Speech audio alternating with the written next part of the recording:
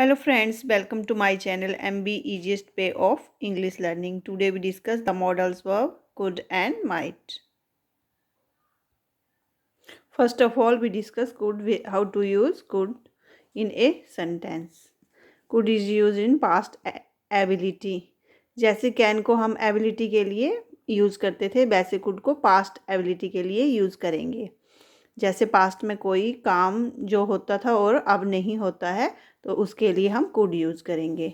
Now we take first example, she could swim when she was little. जब वह छोटी थी तो तैर सकती थी। तो यहाँ पे पास्ट एक्टिविटी के बारे में बात की है, पास्ट एबिलिटी के बारे में बात करी है, तो यहाँ पे कुड का यूज़ होगा। Now we take the second example, when I was younger I could run fast. जब मैं यंग था तब मैं फास्ट दौड़ सकता था या दौड़ता था। तो यहाँ पे पास्ट एबिलिटी की बात की है तो यहाँ पे कुड का यूज़ किया है।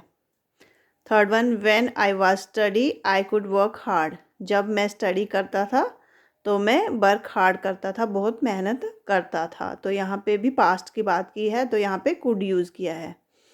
Now could use in past in ability. Past में इन एबिलिटी की बात कर रहे हैं तो वहाँ भी हम कुड का यूज़ करेंगे। जैसे इसको ही चेंज करते हैं कि वह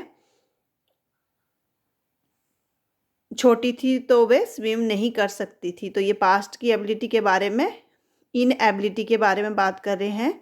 तो यहाँ पे she could not swim when she was little. Now second one, when I was younger I could run fast. जब मैं यंगर था तो मैं फास्ट नहीं दौड़ सकता था। तो यहाँ पे when I was younger I could not run fast. और थर्ड वन है, when I was study I could not work hard. जब स्टडी करता था तो वर्क हार्ड नहीं किया मैंने या करता था। तो यहाँ पे पास्ट इन एबिलिटी की बात की है तो यहाँ पे कुड नॉट का यूज़ होगा। थर्ड है पॉसिबिलिटी। पॉसिबिलिटी के लिए भी हम कुड का यूज़ कर सकते हैं जब हमारे पास लेस देन कैन से लेस पॉसिबिलिटी हो तो हम कुड का यूज़ कर सकते हैं। कैन मतलब कोई चीज़, पॉसिबिलिटी मीन संभावना। जब कैन का यूज़ करते हैं तो 60-70% पॉसिबिलिटी है, जब 20-30% पॉसिबिलिटी है तो हम कुड का यूज़ कर सकते हैं। या एग्जाम्पल में हम देखते हैं, जैसे आई कुड कम टुमोरो। जैसे हम किसी को ऐसे ही बोल देते हैं कि मैं कल आऊँगा तो हम बोल सकते हैं I could come tomorrow. Second example है, you could become a athlete. जब हम किसी को बोलते हैं या कोई हमें लगता है फिजिकली अनफिट है तो उसका मन रखने के लिए ऐसे ही हम बोल देते हैं उसको, you could become a athlete. अब नंबर फोर्थ है, कुड का यूज़ हम परमिशन के लिए, रिक्वेस्ट के लिए भी यूज़ करते हैं।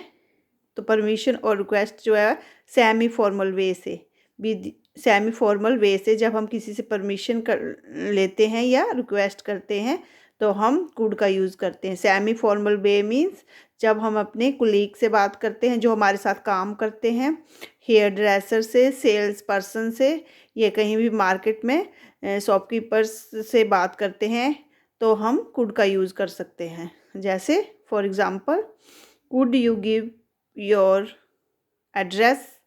जब हम ऑफिस में अपने कोलीग से पूछते हैं, अपने साथ में काम करने वाले से एड्रेस पूछते हैं उसका, तो हम ऐसे कुड का यूज़ कर सकते हैं। Could you give your address या could you give me your address.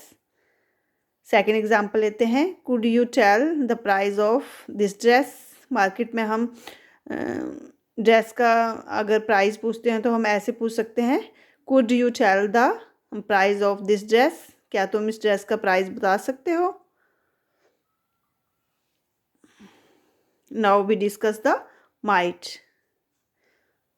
Might is used in possibility. Might जो है वो भी पॉसिबिलिटी के लिए यूज़ किया जाता है। लेस देन मे से कम पॉसिबिलिटी के लिए माइट का यूज़ किया जाता है। जैसे एग्जांपल लेते हैं, इट माइट रेन टुमारो, मतलब कल बारिश होगी।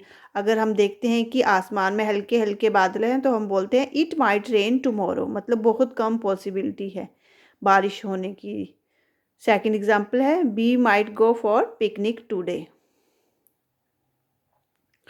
मतलब हम जब ऐसे ही बोल देते हैं या पेरेंट्स कभी बच्चों को ऐसे ही बोल देते हैं, जब बच्चे बहुत जिद करते हैं कि हमें पिकनिक पे जाना है, तो पेरेंट्स कई बार ऐसे बोल देते हैं we might go for picnic today.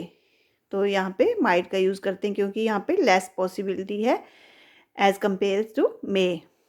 Second है पास्ट पॉसिबिलिटी ऑफ मे। जब पास्ट में हम जब पास्ट की मे का यूज़ करते हैं पॉसिबिलिटी के लिए और उसको पास्ट में यूज़ करते हैं, तो वहाँ पे मे की जगह पे माइट का यूज़ करते हैं। जैसे एग्जांपल देखते हैं, I thought I might go to party. जैसे कि मैंने सोचा था, हम बात कर रहे हैं कि मैंने सोचा था, पहले सोचा था I might go to party, मैं पार्टी में जाऊँगा। या I think I may go to party, जब मे का यूज़ करेंगे, मैंने सोचा है कि मैं पार्टी में जाऊँगा।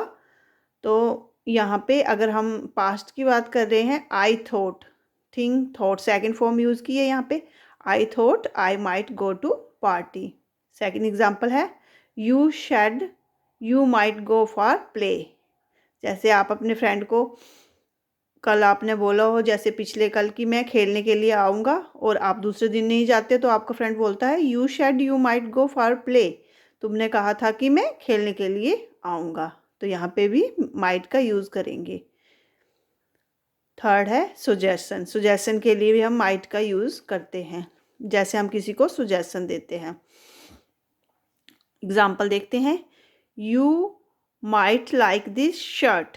जैसे आप अपने फ्रेंड के साथ या किसी के साथ भी शॉपिंग पे जाते हो और आपका फ्रेंड या जो आप जिसके साथ गए हैं वो कंफ्यूज हो रहा है, तो आप उसको चूज़ करके कोई शर्ट बता सकते हो, you might like this shirt, तुम्हें ये शर्ट पसंद आ सकती है। सेकंड है you might eat fruits for good health. तो जब आप किसी को कहते हो किसी की हेल्थ अच्छी नहीं है, तो उसको बोलते हो, सुजेशन देते हो, you might eat fruit for good health, कि तुम्हें अच्छी हेल्थ के लिए फ्रूट खाना चाहिए। फोर्थ है रिक्वेस्ट के लिए। माइट का यूज़ हम रिक्वेस्ट के लिए करते हैं, more polite as compare to may से भी ज़्यादा अगर आपने किसी को बहुत ही पोलाइट वे से रिक्वेस्ट करनी हो तो माइट का यूज़ करते हैं। जैसे एग्जांपल लेते हैं, माइट आई ज्वाइन यू। जैसे कुछ लोग बातें कर रहे हैं, आपके कुछ फ्रेंड बातें कर रहे हैं और आपको बुला भी नहीं रहे हैं, फिर भी आप बोलते हो कि might I join you. Second example है might I borrow your pen. जब आप क्लास में हो और आपके पास पेन नहीं है, तो आप अपने टीचर से जैसे पूछते हो कि आप मुझे अपना पेन उधार दोगे कुछ टाइम के लिए, तो आप माइट का यूज़ कर सकते हो। Might I borrow your pen, please भी लगा सकते हो, might I borrow your pen please. आगे है फिफ्थ कंडीशनल सेंटेंसेस के लिए। माइट का यूज़ हम कंडीशनल सेंटेंसेस के लिए भी करते हैं। कंडीशनल सेंटेंसेस जैसे एग्जांपल हम देखते हैं, if you buy me a ball I might talk with you. जैसे बच्चा जो है वो पेरेंट्स से बोलता है कि अगर तुम मुझे बॉल लेके दोगे तो मैं आपसे बात करूँगा, तो ये वो कंडीशन लगा रहा है कि अगर बॉल लेके दोगे तभी मैं आपसे बात करूँगा। या वाइफ अपने हस्बैंड से बोलती है, if you buy me a new dress then I might talk with you, तो मैं आपसे बात करूँगी। तो ऐसे ही माइट का यूज़ कंडीशनल सेंटेंसेस में भी किया जाता है। I hope you understand the uses of could and might very well. मेरे वीडियो को लाइक और शेयर करें और चैनल को सब्सक्राइब करना ना भूलें। Thank you for watching.